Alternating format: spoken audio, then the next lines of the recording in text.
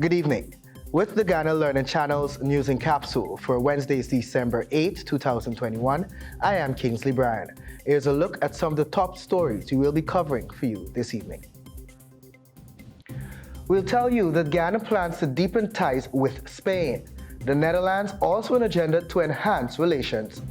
Meanwhile, Ghanaian private sector to lend assistance to our local private sector in areas of oil and gas, tourism, and others. St. Rose's High School progressing on schedule as the Education Minister pays a site visit to the new building. Also, 100 youth from LETHEM graduate from the Board of Industrial Training. They receive training in IT, catering, joinery, and much more. And in news from the region, we'll tell you that the Caribbean Tourism Authority launches online training center to further advance virtual training and development program. And on the international scene, Japanese billionaire soars into space as first self-funded tourism mission to ISS in a decade. And now for the news in detail. A release from the Office of the President has noted that President Dr. Ifan Ali has expressed his intention to advance Ghana's bilateral relations with Spain and the Netherlands after accrediting new ambassadors from the two European nations on Tuesday. The formal ceremonies took place at the Office of the President with the non-resident Spanish ambassador, Fernando Nogales Alvarez, followed by the non-resident Dutch ambassador, Henk Arie Christian van der Vaan, presenting their letters of credence to the Guyanese head of state. President Ali congratulated both men on their appointments, welcomed them to Guyana, and related that the occasion reinforces the desire of Guyana and Spain and Guyana and the Netherlands to strengthen their bilateral relations. The president also offered his best wishes to respective leaders of both nations.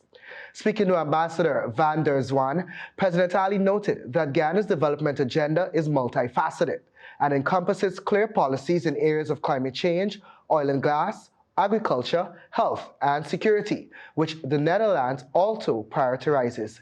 He said that these areas will help to create a more active program of bilateral cooperation between the two countries. The Netherlands strides towards climate mitigation, specifically as it relates to a long-term strategy on climate change aimed at building a better future for the European country, and it was also applauded. President Ali also assured Ambassador van der Zwaan that an air services agreement to see flights directly between Guyana and other Dutch nations will be completed. President Ali recalled contributions from Spain to the development agenda of Guyana, such as the Hinterland Rice and Bean Project, which allowed Guyana to advance its agricultural policy agenda in the hinterland region. The president said that Spain's contribution of vaccines to nations including Guyana is in accordance with Guyana's view of vaccination diplomacy. Meanwhile, the visiting Ghanaian delegation, including a team from their private sector, has expressed an interest in assisting Ghana's local private sector in several areas, including infrastructure, oil and gas, tourism, and agriculture. Chairman of Ghana Investment Promotion Center Governing Board, Alex Dady, makes this disclosure during a networking session between the private sectors of the two countries at the Arthur Chung Conference Center. Dady said Ghana would be the perfect destination for his country's investment interests. Dady expressed that in his view, Ghana is taking all the right steps in an effort to attract the investors they are currently seeking.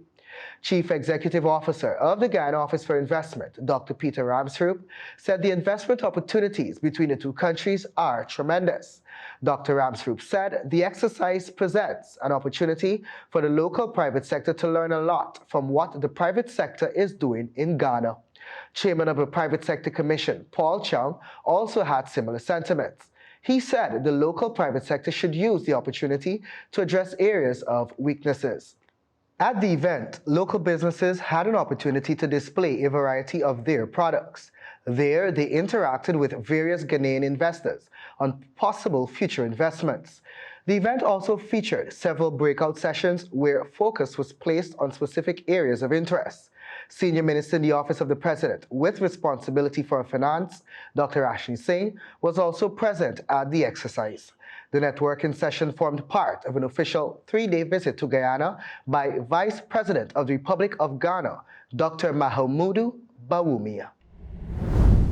And on the education blotter, The Honorable Education Minister, Priya Manik-Chan, on Tuesday visited the construction site for the new building which will house the St. Roses High School to assess how the work is progressing and to address issues affecting the school.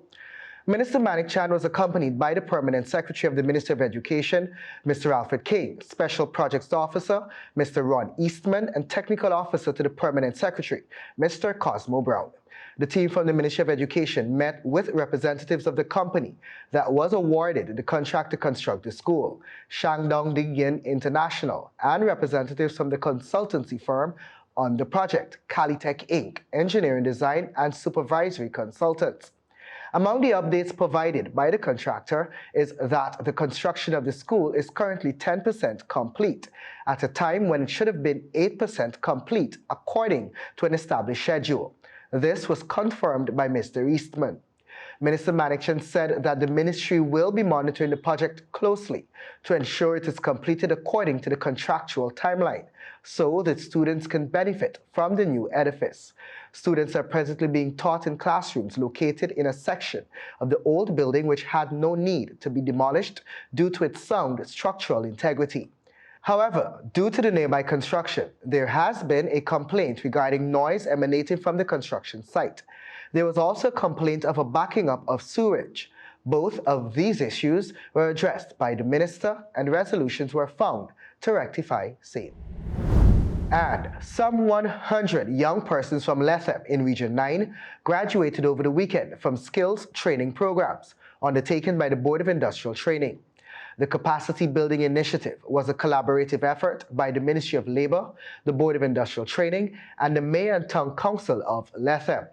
Persons were trained in the areas of information technology, garment construction, catering, and cake decoration, joinery, and heavy-duty equipment operation, HDEO. Minister of Labor Joseph Hamilton, in brief remarks, told the graduates that the ceremony fulfilled the government's promise to provide equitable opportunities like training programs to those residing in the hinterland and coastal regions. BIT's CEO Richard Mon commended the graduates for completing the programs offered by the institution, adding that equipping oneself with the requisite knowledge and skills to be gainfully employed is necessary. Open quote, training helps individuals to rise to a higher status, social status, but it is up to you to rise as training helps empower you to achieve your dream. It is one thing to have a dream, it is one thing to have talents that have been untapped, and it is another thing to have talents developed via training. End of quote. His Worship, Mayor of LETHEM, John Macedo, thanked the minister and by extension the government for providing training programs such as BITs. And in the world of sports, 5 junior national squash players are set to represent Guyana and make a name for themselves and the country when they compete at the Canada and US Open Junior tournaments later this month. Samuel Insi Carvalhal and Maureen Bash will attend both events, while Shamari Wilshire, Michael Alfonso, and Nicholas Verwey will attend only the US Open. The Canada Open will run from December 11 to 14, while the US Open is for December 18 to 21. This is a first for Insi Carvalhal and Alfonso, who have never competed at these events. But all 5 of the talented players are excited to get back into action after COVID caused a major redundancy in their activities. Wilshire, Insi Carvalhal, and Alfonso recently returned from the inaugural Junior Pan American Games in Colombia. Both Alfonso and Wilshire are Caribbean individual champions, winning titles in 2019, while their teammates are high performers at the domestic level and play significant roles in Guyana, winning the team title at the Junior CASA. And that story was extracted and modified from the newsroom. And in news from the region, the Caribbean Tourism Organization has reached an agreement with the Canada-based e-learning courseware development company, Velsoft, to further advance the Regional Tourism Development Agency's virtual training and development program. As part of the agreement, Velsoft will host the Caribbean Tourism Institute, the CTO's online campus developed by the Canadian firm. The new portal is an open online educational, training and development learning center designed to provide affordable access to training opportunities for everyone who works or aspires to work in the Caribbean tourism and hospitality sector. From its inception, the CTO has a strong proponent of human resource development in the tourism industry and has as one of its strategic objectives to assist its member countries in developing and strengthening their human capital to better enable them to offer high levels of professional service. The launch of the online training platform and courses is an important step in achieving this objective and to support ongoing training and build regional and institutional capacity. As part of the agreement, VELSORT will provide all of the resources to convert CTO courses into e-learning activities and will allow the Institute full access to its non-accredited courses, which will be promoted under the institution brand. The Caribbean Tourism Organization, which is headquartered in Barbados, is the Caribbean's tourism development agency comprising membership of the region's finest countries and territories, including Dutch, English, French, and Spanish speaking, as well as a myriad of private sector allied members. The CTO's vision is to position the Caribbean as the most desirable year-round warm weather destination, and at its purpose is leading sustainable tourism. One sea, one voice, one Caribbean. And that story was extracted and modified from Loop Caribbean News. And on the international scene, Yusaku Maziwa, a Japanese billionaire, soared into outer space aboard a Russian-built Soyuz capsule and rocket on Wednesday morning, kicking off the first self-funded tourism mission to the International Space Station in a decade. The capsule took off from Russia's Kosmodrome in Kazakhstan at 2:38 a.m. on Wednesday, and it's slated to dock with the ISS around 8:41 a.m. Eastern Standard Time. Joining Maezawa on his 12-day journey aboard the ISS are veteran Russian cosmonaut Alexander Misurkin, who will command the mission, and Maezawa's production assistant and videographer Yozo Hirano, who will capture footage of the fashion mogul as he floats around the orbiting space station. Open quote, "I'm so curious what life's like in space, so I'm planning to find out on my own and share with the world on my YouTube channel," Maezawa said in a recent statement. This mission exemplifies the drastic shift the global space industry has taken in the past decade. Such space tourism missions have happened before, namely 8 similar missions for wealthy thrill seekers launched to the ISS in the 2000s, all organized aboard Soyuz capsules by US-based company Space Adventures.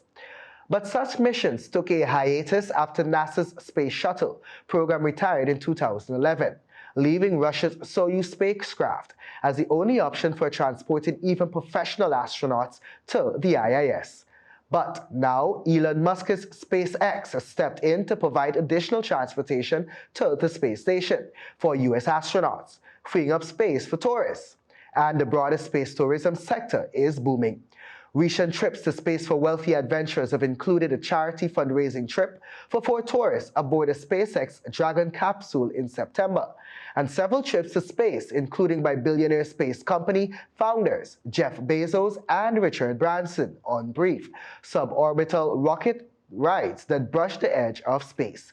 The ISS has already welcomed a couple spaceflight novices this year. A Russian actress and director spent 12 days on the space station in October to film part of a movie in a historic first. And that story was extracted and modified from CNN. And that's our news broadcast for Wednesday, December 8, 2021. Please join us for a rebroadcast tomorrow morning. On behalf of myself and technical teams, thanks for watching. Stay tuned to our regular programming and remember to observe all the necessary precautionary methods to fight off COVID-19. We're all in this together. Have a good evening.